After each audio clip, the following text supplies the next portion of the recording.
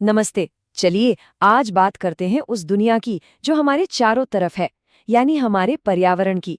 इससे थोड़ा और करीब से जानने की कोशिश करते हैं। अच्छा, कभी सोचा है कि जब हम अपने आसपास नजर दौड़ाते हैं तो क्या क्या दिखता है? ऊंचे ऊंचे पहाड़ हैं, गहरी नदियां हैं, हवा है जिसमें हम सांस लेते हैं, और हर तरह के जीव जंतु।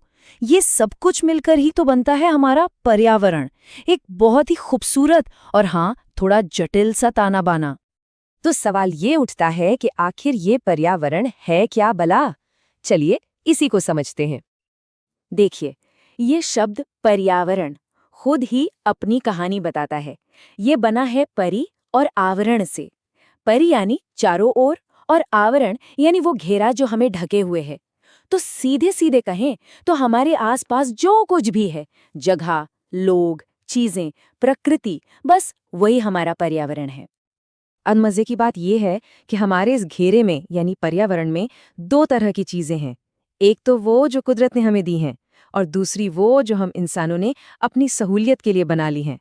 और ये दोनों मतलब कुदरती और इंसानी एक दूसरे से बहुत गहरे जुड़े हुए हैं। तो जैसा मैंने कहा, इन सभी चीजों को हम मोटे तौर पर दो हिस्सों में बांट सकते हैं। एक तरफ है हमारा प्राकृतिक पर्यावरण, जमीन, पानी, हवा, पेड़ पौधे, जानवर, ये सब। और दूसरी तरफ है मानवीय पर्यावरण, यानी वो सब कुछ जो इंसानों की देन है। हमारे घर, पार्क, पुल, सड़कें, बड़ी बड़ी इंडस्ट्रीज, ये सब इसी में आता है। ठीक है, तो अब जरा प्राकृतिक दुनिया में और गहराई से उतरते हैं, देखते हैं कि ये आखिर बनी किन चीजों से है।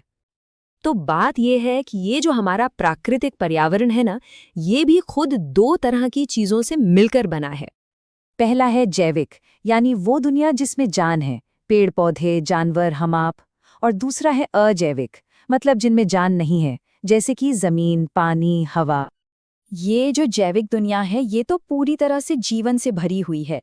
सोचिए, छोटे से छोटे कीड़े से लेकर बड़े बड़े जानवर तक, हर तरह के पेड़ पौधे, सब इसी का हिस्सा हैं। और ये जो अजैविक यानी बेजान दुनिया है ना, यही तो असल में जीवन का मंच तैयार करती है। इसको हम तीन बड़े हिस्सों में देख सकते हैं। सबसे पहला है स्थलमंडल।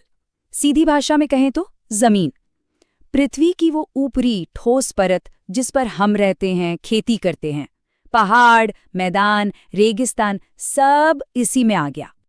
दूसरा हिस्सा है जलमंडल। नाम से ही साफ है, पानी का संसार।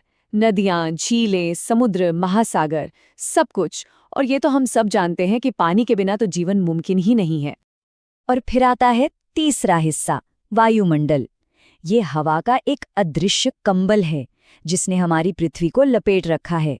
इसी से हमें सांस लेने के लिए ऑक्सीजन मिलती है, और यही हमें सूरज की तेज किरणों से बचाता भी है।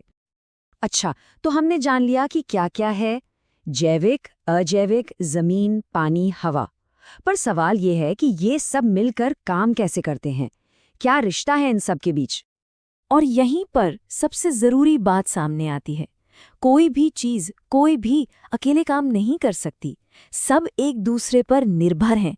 सब एक बड़े से जाल में एक साथ गुंथे हुए हैं। अगर इस आपसी निर्भरता को समझना है ना, तो सबसे बढ़िया उदाहरण है खाद्य श्रृंखला, जिसे हम फूड चेन भी कहते हैं। तो देखिए, इस चेन की शुरुआत होती है उत्पादकों से, मतलब हरे पेड़ पौधे। ये कमाल के होते हैं। ये सूरज की रोशनी से, हवा और पानी की मदद से अपना खाना खुद बना लेते हैं। इसीलिए इन्हें स्वपोषी कहते हैं। ये ही पूरी फूड चेन की नींव है। अब इन पौधों को कौन खाता है? वो जानवर जो शाकाहारी हैं, जैसे हिरण हो गया, खरगोश हो गया। ये अपनी एनर्जी के लिए इन पौधों पर निर्भर हैं। और फिर इस चेन में आगे आते हैं मांसाहारी जानवर, जैसे शेर। ये अपनी एनर्जी के लिए दूसरे जानवरों को खाते हैं। तो देखा, ये पूरी कहानी हमें क्या बताती है? यही कि हमारे पर्यावरण के जानदार और बेजान हिस्से, यानी जैविक और अजैविक घटक, मिलकर एक पूरा सिस्टम बनाते हैं। इसमें हर एक हिस्सा दूसरे के लिए जरूरी है, एक दूसरे को पूरा करता है। एक को हटा दो तो पूरा सिस्टम गड़बड़ा जाएगा। और ये सब बातें हमें एक बहुत ही जरूरी सवाल के सामने लाके खड़ा कर देती हैं। हम इंसान, हम भी तो इसी पर्यावरण का हिस्सा है ना? तो हमारे काम, हमारे एक्शंस जीवन की इस नाजुक ताने बाने पर क्या असर डाल रहे हैं? क्या हमारे कामों से ये संतुलन बिगड़ तो नहीं रहा? इस पर सोचना बहुत जरूरी है। Like, subscribe, and share the channel.